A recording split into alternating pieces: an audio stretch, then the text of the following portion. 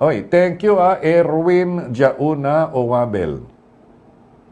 At doon sa grupo mo na Keads, di bale, bibigyan ko kayo ng mas malupit na exposure sa mga susunod na mga araw. Ako'y natutuwa dito sa ating katoto kay Erwin Jauna Owabel. Maririnig po siguro ninyo in a matter of time.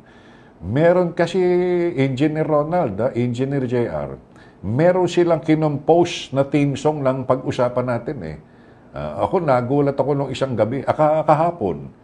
Nanindig yung balahibo ko May ganitong klase pala ng mga grupo, no? Na naglalaan ng oras para mag-compose ng isang awitin para sa programang pag-usapan natin.